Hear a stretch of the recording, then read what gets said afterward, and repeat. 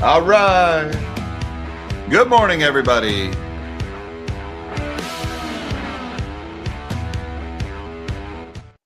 Good morning, all you magnificent melon heads of the world. Happy Friday, everybody. Today is May 9th, 2025.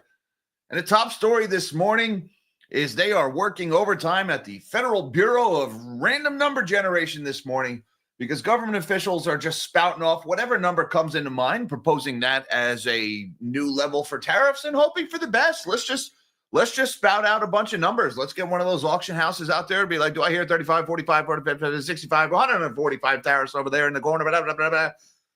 What have we gotten this morning? So first of all, yesterday and the day before that, we had the 145% tariff level. And then we were told, oh, we're going to get that down to something closer to 50. And then we said, no, the 145% tariffs aren't going anywhere. And then this morning, we heard that the 145% tariffs, the goal is to get them down closer to 60% as part of some kind of a gesture or olive branch to kick off these Chinese trade negotiations. And just moments ago, the president said, I think 80% sounds right, up to Scott B. So take your pick, guys. I mean, look, this is just chaos, and it's intentional. This is like how the president operates. All right. He creates chaos and then he uses it or tries to use it as his own currency in order to get his way in negotiations. I'm not advocating that strategy. I'm not saying it's a good one or a bad one. It's really hard to keep track of, you might say, especially if you're like hypothetically trying to report it on your YouTube channel. I mean, by the time this stream is over, we might be talking 70%. Maybe we're down to 30. I mean, who knows? Place your bets, folks. Let me know in the comments, what's the next random tariff level we're just going to spout off here? So, look, the one thing I would take away, and I think the market will probably like it. The market doesn't like this back and forth on the numbers, but up to Scott B, I think the market's going to like that. We've generally seen Wall Street and markets in general are more favorable towards Scott Bessent as opposed to people like Peter Navarro or Howard Lutnick, some of the other names in the administration. The market seems to prefer Bessent, is more comfortable with Bessent handling things versus those other guys. So we got that going for us this morning. Look, we're heading into these talks this weekend. There's 2 days of talks are scheduled with the Chinese as part of this, kind of like meeting on the side happening at this conference in Switzerland. I have very low expectations for this meeting. I think everybody else should have very low expectations. I think there's a very good chance that the Chinese agreed to this meeting just so they could get up and storm out and end it. But we'll see, hope for the best. At the very least, they're talking, right? That's the good news. They're talking. The bad news is they're talking and what they're saying. Also, we've got the details of the U.S. and the U.K. trade deal that came out yesterday, and I'm sure there's going to be somebody who's like, oh, it's not a trade deal. It's not a trade deal what they did yesterday. Trade deals are different. Oh, are we doing the definitions thing again? Is that what we're doing now? Sorry, somebody get Webster's on the phone and let us know what exactly the definition of a freaking trade deal is. An agreement between two countries where they talk about lowering their tariffs and agree to future talks. Sounds like a trade deal to me. Maybe it's not an all-encompassing procedure for measuring customs and duties and all the other crap that comes along with it. But what a silly, stupid talking point. All the people who are like, it wasn't really a trade deal yesterday. Look, it wasn't a big major breakthrough. England is a major ally. The United States actually has a trade surplus. So it's certainly fair game to say this trade deal was not particularly consequential. It's certainly fair game to say it was stupid to get into this situation to begin with. Those are all perfectly legitimate arguments. But the stupidity of haggling over definitions, especially when it's like, it's not even a word, it's a trade deal. It's 3 different words and you're arguing about the definition of it. Like, sorry, guys, that was just an exercise in freaking stupidity yesterday. But we are going to talk about what was in the trade deal. Some tariffs were lowered. Some, more importantly, were not lowered. Certain sectors were targeted.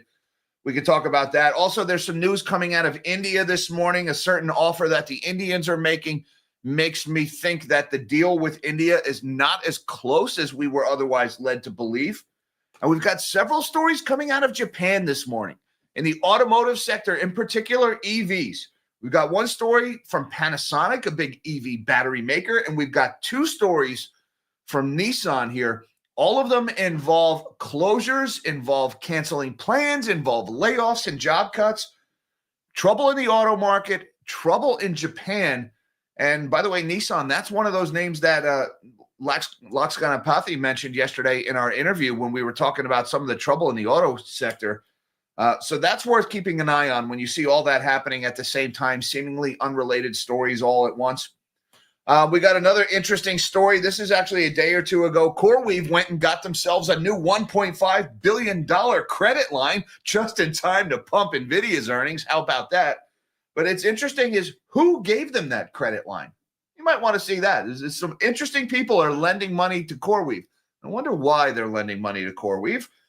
We've got Affirm stock was down big overnight on weak guidance. It was an earnings beat. Affirm, that's another name that Laxkanapathy and I spent a lot of time talking about yesterday. If you guys have been following this channel for a while, you know Affirm is one of those companies that I've just been saying something at that company does not smell right for over a year now. So we got some weak guidance from Affirm. And also we got some interesting earnings from Cleveland-Cliffs, one of the few remaining American steel makers. They got absolutely crushed yesterday, almost 16% lower on their stock after they reported a big earnings miss. They're announcing all kinds of plant closures, mine closures. They're cutting back hours. It goes to show you the trouble in the U.S. steel industry. It's not new. This is a multi-decade phenomenon, and 25% tariffs on steel and aluminum, even though we're kind of negotiating and rolling those back, even that, not really enough. The U.S. steel industry has some big problems. We've got Bitcoin is back over 100,000 on little more than blind optimism as far as I can tell. And get ready for jawboning, guys. I hope you want jawboning because that's what you're getting this morning. We have got a whole parade of muckety-mucks from the Federal Reserve. We'll be speaking today. And so you're going to get soundbite from Feds this guy, soundbite from Feds this guy, totally contradictory soundbite from Feds this guy. There's going to be that going on all freaking day long. It's going to be a fun Friday, everybody. Why don't we shrink my big melon of a head and let's see what's happening in the market today. And please, if you will, hit that like button. It makes M&J very happy when you guys hit that like button, and she deserves it. M&J is awesome. Thanks for everything you do for the channel, M&J. And if you're new here, hit that subscribe button as well, because we do this every day. So come on back and have your coffee with the melon heads tomorrow. Right now, the S&P is 25 points higher, 0.45% in the green this morning. Look at this wacky candle right here. I'm pretty sure that was President Trump's 80% comment right there. The market didn't really know what to make of that until finally they were like, oh, heck, you know, in lieu of absolute catastrophic news, number go up. And so people started buying stocks again once they calmed down from that. The Dow is up by 142 points, about 1/3 in the black this morning. And the NASDAQ is up by 105 points, 0.5% higher ahead of the opening bell. Looking over at the U.S. dollar, we're heading lower right now, but note that number, 100.31. We had a lot of strengthening in the dollar yesterday. We're back above that key level, although it looks like we're heading back down to retest that here. Whatever ruction or ruckus was going on in Asian currency markets has subsided for the time being. This is 3 days in a row now where it's been kind of quiet over there. Everybody find some wood to knock on here. But for the time being, dollar back above 100. Looking over at the bond market, we got a mixed bag here. The U.S. 30-year 4.847, that's up by 1.5 points. The 10-year's at 4.376, up just a fraction of a point. Meanwhile, the 2-year is down almost 3 points to 3.868, and the 1 month is little changed at 4.298. Guys, I would also point out, look at the bond market in the U.K. We got another big move in U.K. long-term yields here. 9, 10, 8 basis points going on here. Watch the UK. This is the second day in a row of some pretty weird moves on the long end of the UK yield curve following that rate cut yesterday that was interpreted by the market as hawkish. Keep an eye on that. Looking over at the commodities board, we've got gold is higher this morning. Spot gold, $3,329. That's up by 23.5 bucks, or about 0.7% higher. Spot silver is higher as well, albeit a lesser amount, $32.55 for spot silver. That's up about a dime here, or 0.3%. I like the shiny. Copper is up about 0.5%. Platinum is up 0.75%. Palladium is down a tick a little bit here, and oil is higher once again. Oil has just kind of casually crept back up above $60 here over the course of the week. It's up another 74 cents or 1.25% this morning, $60.65 for June WTI futures.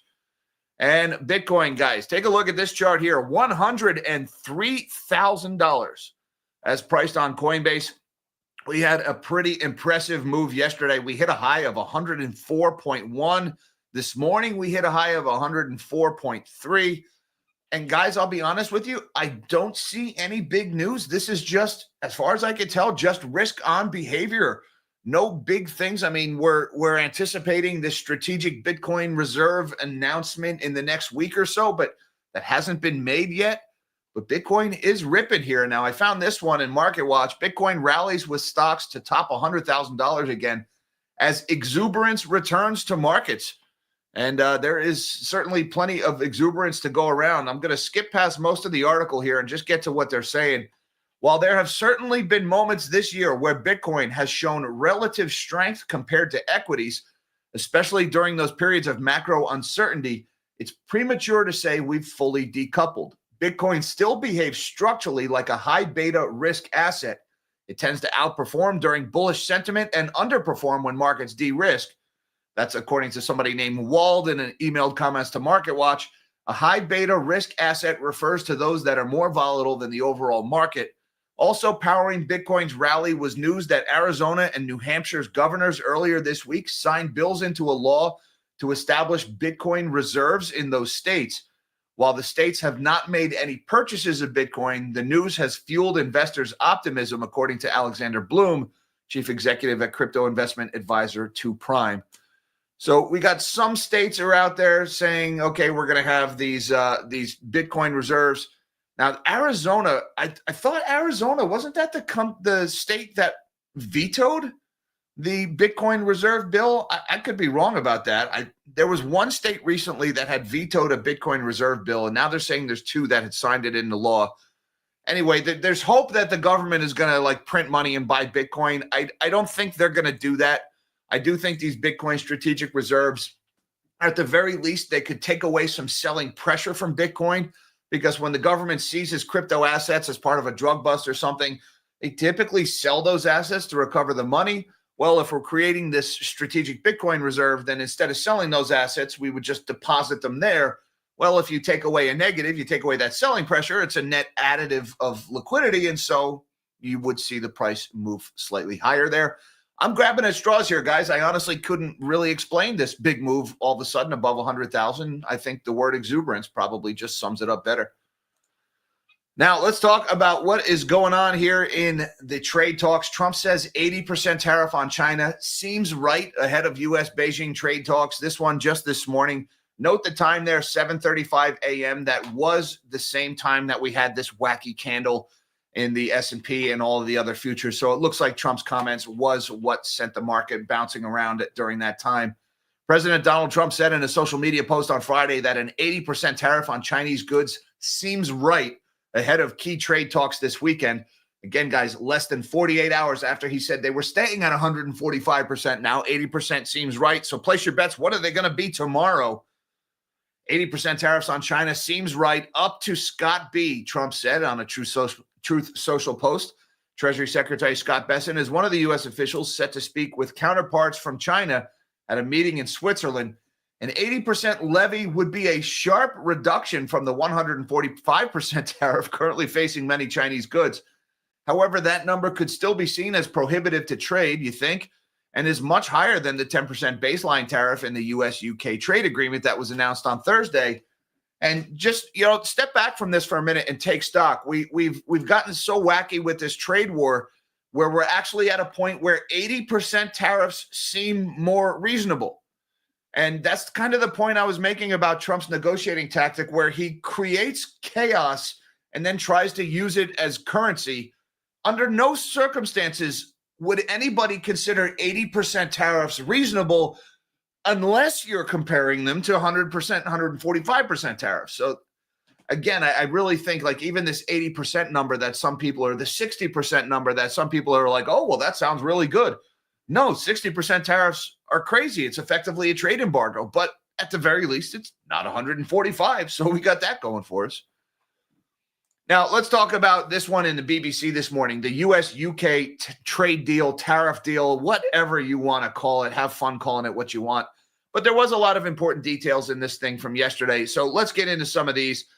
We're going to skip over the introduction. The first thing the BBC says is, this isn't a trade deal. Gag me with your stupid definitions. I'm not going to repeat that whole rant. All right. Car tariffs are going to be cut to 10% as part of this deal. Trump had placed import taxes of 25% on cars and car parts coming into the U.S. on top of the existing 2.5% tariffs. This has been cut to 10% for a maximum of 100,000 UK cars, which matches the number of cars the UK exported last year. So basically, you're saying the UK is not going to export any additional cars without that higher tariff. So they're lowering that down to 10% from 25. That's a win for the UK car market. Jaguar, Land Rover, they're going to see benefits from that. No tariffs on steel and aluminum. That's important. A 25% tariff on steel and aluminum imports into the U.S. that came into effect in March, that has been scrapped. So England does sell us a little bit of steel, not all that much. That is an overture to the Brits there. Pharmaceuticals, still unknown. Nothing about big pharma in there. So that's an important detail. No change to the digital tax service. One of the things the U.S. was pulling for was to scrap those taxes on big tech, but there was no change to the UK's 2% digital tax service or digital services tax in this deal, and it appears to be a sticking point. Businesses that run social media, search engines, or online marketplaces have to pay it if they receive more than $500 million in global revenue and $25 million from UK users annually. That is obviously targeted at big tech firms, Meta, Google, and Apple among them. No drop in food standards. That's a fancy way of saying they are going to buy more beef. But of course, European media wouldn't want to say anything favorable about the United States in this context. So they're saying no change to food standards. U.S. beef exports to the UK had been subject to a 20% tariff within a quota of 1,000 metric tons. The UK has scrapped that tariff and raised the quota to 13,000 metric tons, according to the White House document. All right, so that should bring some much needed relief to U.S. cattle ranchers. More exports of beef to the UK. Not only are they cutting their tariff, but they are raising their quota there. And that's basically the gist of it. So you've got work. Oh, the other big thing, we are leaving that 10% reciprocal tariff in place for everything else. So the takeaways here, 10% tariffs is the best you can hope for. The U.S. is scrapping the steel and aluminum tariffs. The U.K. is scrapping their beef tariffs. Big tech got nothing out of this deal. And what was the other one? Unknown about pharma's steel and aluminum tariffs are going away. So that was the not trade deal, depending on your position or your political leanings, if you want to call it a trade deal or not. It kind of looked and sounded an awful lot like a deal, to be honest with you. It quacked like a deal. I'm just saying. Meanwhile, we've got China's exports to the U.S. plunge in sign of bite from Trump's tariffs. This is something I've been pretty critical of the press about their lack of coverage of what's going on the other side of the pond. So it's important that I point this one out here because it's all been about like, oh my God, the U.S. is going to be so screwed. Look, trade wars hurt everybody. Nobody wins a trade war. But they are talking about some of the export data that came out of China here. Big drop, about 21% decline in exports to the United States. But we are seeing surges in exports to other Asian countries, to South America, and to Africa. This is Chinese government data, so I'm highly skeptical of any economic data coming out of the Chinese government because it's filtered through Chinese Communist Party censors. So I'm not going to get into the specifics, but suffice it to say the export market is a mess right now, and everything is settling in different levels, going to different places. Now, also, we got this one here, exclusive. India offers this to slash their tariff gap by 2/3 in a dash to seal a trade pact with Trump. This is just this morning, a few hours ago. The important takeaway here is the language in the press over the last couple of last couple of days has made it sound like the deal was already written between India and the U.S. and we just needed the Indian parliament to approve it. The fact that there are still offers being made tells me a deal with India not as close as we were led to believe previously. So that's still going on. By the way, on the subject of India, the Western press is very quiet about this war between India and Pakistan, which has escalated over the last few days. There are drones being lobbed across the borders. There are aerial battles taking place where Fighter jets are pretty much just flying right up to the border, lobbing missiles at the other side's fighter jets and then turning around. Several planes have been shot down, according to some reports. It's really hard to get accurate information because there's so much freaking propaganda coming out of Pakistan and India. That being said, guys, the war between India and Pakistan is still escalating. And just keep an eye on that. Again, nuclear powers, that's not such a good thing. All right, now let's talk about what's going on in the auto industry today. Couple of stories that caught my attention. First, this one in Bloomberg. Panasonic to slash 10,000 jobs and shift to data and energy storage. Panasonic Holdings Corp is slashing headcount by 10,000 or more than 4%, part of a push to cull non-growth operations and boost profitability. The supplier of lithium-ion batteries to Tesla said the job cuts target 5,000 employees in Japan and 5,000 overseas and would take place mostly in the current fiscal year. The company expects about $895 million in charges related to these layoffs. So, all right, we've got Panasonic, a name you don't hear a lot about these days.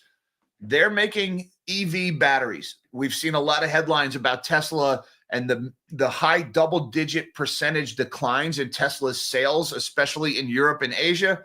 And so naturally, the people who make the batteries for Tesla probably seeing a commensurate decline in their orders. So Panasonic is laying off 10,000 people. Now, it looks like mostly in Japan, but that's important. That's, again, some trouble brewing in the auto space. We've also got this one. Nissan abandons a plan for a $1.1 billion electric vehicle battery plant in southern Japan. All right, so more trouble in EV space, more battery problems. Now, this is Nissan. We're not talking about Tesla here. But again, the EV market's still showing stress. Nissan said on Friday it would abandon a plan to build a $1.1 billion factory for electric vehicle batteries in Japan's southwestern island of Kyushu, marking the latest change of plans for the troubled automaker. The company is also preparing to offer early retirement to several hundred staff in Japan. The Nikkei newspaper reported later on Friday, a move that would mark the first such headcount reduction at home in 18 years. Nissan declined to comment. Now, there's been a lot of talk about Nissan, about the possibility of a merger. A merger with Honda fell apart earlier this year, and then there was this consortium of other companies were looking at possibly buying a stake in Nissan. We haven't heard much about that in a little bit. Now we've got this $1.1 billion plant is getting canceled. You've got Nissan offering early retirement. Combine all that with what's going on at Panasonic. Trouble in Japan, trouble in autos, particularly in EVs. That's what all of these stories overlap. If we were to do, one of Kamala's, she loves her Venn diagrams. All right, EVs in Japan, autos. That's the three-way overlap in the Venn diagram there. And just in time to pump NVIDIA's earnings, we've got CoreWeave expands credit facility to $1.5 billion to support continued growth. I mean, NVIDIA's earnings. Wow, more debt for CoreWeave. Aren't they already like $9 billion in debt from all the GPUs they bought? And don't they already burn cash? Sure, what's another $1.5 billion on top of that? Might as well. CoreWeave Inc., the AI hyperscaler, today announced that it had entered into an agreement with JP Morgan Chase, Goldman Sachs, Morgan Stanley, remember those three names, along with MUFG, I believe that's Mitsubishi Financial Group, with participation from all these other banks to increase the company's revolving credit facility from $650 million to $1.5 billion and extend the maturity date. The proceeds from this agreement will pump NVIDIA's earnings. Enhance the company's financial flexibility and enable it to continue growing its leading AI cloud infrastructure platform. Now, here's the interesting thing. You may notice I've got JP Morgan Chase, Goldman Sachs, and Morgan Stanley highlighted. Why am I zeroing in on those three banks that are leading this credit facility expansion? Well, take this screenshot about the underwriters from CoreWeave's IPO. This was from back in March. Wall Street banks got a meager payout from CoreWeave's IPO. And then I highlighted down below there, Morgan Stanley, JP Morgan Chase, and Goldman Sachs were the three leading banks in the offering. Interesting, the same three banks that were the biggest underwriters of the IPO, in other words, the same three banks that are currently stuck holding big giant bags of Magnetar screaming crap that they call CoreWeave, are the same three banks that are suddenly extending this massive credit line to CoreWeave. You think that might be related? You think this may have something to do with this position that they're not allowed to sell until 180 days after the IPO? until that lockup expires? I don't know. But more debt for CoreWeave. This company, if there's one thing they do, it's burn cash. CoreWeave stock, though, look at this, $55.72. Talk about risk on assets for this company that loses money well above its IPO price. CoreWeave has had a pretty good couple of days here. They hit their bottom on the 21st of April. They were down around $33. Since then, they have rallied to $55. I can tell you guys, unless this company gets bought out, almost certainly by NVIDIA, this long-term is a zero. This company is designed to fail. It's all hiding in the S1. This is another landmine that Magnetar Capital has created. Not the first time they have done that. And speaking of landmines people might be stepping on, Affirm drops 8% on weaker than expected guidance for the current quarter. This is another company that came up several times in my interview with Locks yesterday. Affirm is one I've been watching for almost a year and a half now. I did my first video on BNPL back in January of 2024. And I'm telling you, man, something is majorly wrong at this company. I'm not going to get too far into the weeds here. It was an earnings beat. They saw a big gain in gross merchandise volume, the total amount of stuff bought on Buy Now, Pay Later. But their guidance was very weak, and the market didn't like that guidance. Right now, Affirm stock is down 6.9% ahead of the opening bell, pretty much just wiping out the gains it had yesterday. Now, Sezzle, the other Buy Now, Pay Later fintech firm, they were up like 50% yesterday on a big earnings beat. So Affirm rallied on that news. Now it's selling off because Affirm didn't quite do so well. $50.53. That's down $3.76 this morning. Again, guys, I got to recommend you check out that interview with Lux Ganapathy yesterday. We talked a lot about this company, about how just the claims that they're making about the credit quality of their borrowers just are so almost impossible to believe. It just does not pass the sniff test. I think there's probably some bad things on the horizon for this company as well. Meanwhile, Cleveland Cliff stock tanks. Tariffs have not stopped steel mill shutdowns. And Cleveland Cliff's one of the big U.S. steel makers, just had a really bad day yesterday. Cleveland Cliff stock tanked after a shocking quarterly earnings report. President Donald Trump's steel and aluminum tariffs were supposed to help, and it hasn't yet. Shares of the American steelmaker lost 15.9% on Thursday, closing at $7.15. Now, we're going to skip past the earnings results, which were, trust me, they were bad. But beyond the loss, Cleveland Cliffs is idling facilities and cutting hours at others to optimize its footprint, reposition away from loss-making operations, and release excess working capital, reads part of the news release. 2 iron mines in Minnesota, a blast furnace, an oxygen furnace, and a steel caster in Michigan are being idled. 2 operations in Pennsylvania and an Illinois mill also face reduced output. Capital spending on a West Virginia project has also been halted. Are you getting the picture here? The U.S. steel industry is fighting for survival here, hence those 25% tariffs on steel and aluminum. But it looks like even that is probably not going to arrive in time to make any difference for the people working at these various mines, furnaces, and plants. Cleveland Cliffs got clobbered yesterday. It's down again. The opening bell just rang. It was down almost 16% yesterday, off by another 2% now, trading at $7 and a penny here. And last but not least, guys, I got to talk about this. This is the schedule from Trading Economics of everything going on this morning. And look at all of these Fed speeches. We got Fed Williams, Fed Barr, Fed Kugler, Fed Goolsbee, Fed Waller, Fed Williams again. Williams is busy today. Then we got some Baker Hughes rig counts, Fed Cook, Fed Hammock, and Fed Musalem. Guys, get ready for the jawboning. There are going to be a lot of quotes about some Fed schmuck said some Fed schmuck thing all day long. They're going to contradict each other. They're going to agree with each other. I don't know why they're trotting out so many guys today to jawbone markets. Typically, the reason why the Fed does this is they would trot out so many people if they see the market moving in a direction they don't want following an FOMC meeting. If they feel like the market took the wrong message from the FOMC, they'll trot out these guys to try to correct that messaging. And all I can tell you is the market has gone up since the FOMC, so maybe these guys are out to jawbone the market lower today. Only time will tell, but get ready for a lot of Fed speeches this afternoon. And I just want to say thank you so much to Justin Evans. Thank you so much, Justin, for being a Melonhead for 9 months. Says, great interview with Locks. Just wow. Thanks, Jack. Well, thank you, Justin, and for the kind words and for supporting the channel as a melonhead for 9 months. And I agree. I tell you, Locks got a pathy. I talked with her for about 45 minutes yesterday, and then we spoke for close to an hour a few days earlier when we were setting up the interview. She is really sharp. She's done some fantastic research, her and her team over at Unicus Research. Highly recommend you check out that interview. Also, she's got a Substack. Also, she's at Unicus Research on Twitter. Highly recommend those. She's got her finger on the pulse of consumer credit. And guys, it's pretty bad. Some of the stuff that they were talking about autos, about BNPL, about how consumers are getting cut off now. All the reasons for this strong and resilient consumer we've heard so much about, it's all been credit expansion. It's not wage growth. It's certainly not prosperity. It's just been more debt.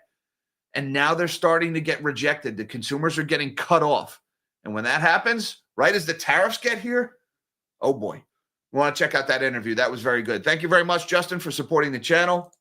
Uncle Fedster, what's going on, brother? He says, great video with Locks Ganapati yesterday. Something illiquid this way comes. I like that. That's a little spin on Macbeth. Macbeth was very big on his liquidity. Yes. I agree. Once again, highly recommend you check out that video with Locks. And thank you, Uncle Fedster, for supporting the channel, sir. We have got Richard Bell as well, says tariff tax can change with no act of Congress. That's true, because we govern by executive order and we govern by declaration of emergency now. All right. So, I could say Jack really needs a Lamborghini. And so Jack declares a state of emergency on our lack of Lambos and then goes and buys one without consulting with any of the other interested parties. And then I come home and I say, well, honey, I was going to ask you for permission to buy a Lambo, but it was an emergency. I had no choice. See also climate change under Biden. See also tariffs under Trump.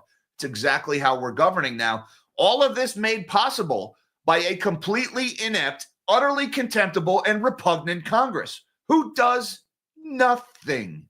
Nothing. I agree. The executive branch is overextending beyond their authority.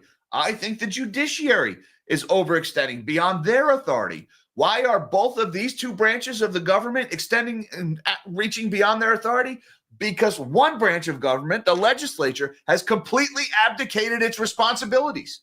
And so they have left a huge power vacuum. This whole three-way separation of powers doesn't work if one side does nothing but have the freaking Jerry Springer hour every time these idiots make their stupid speeches at some congressional hearing.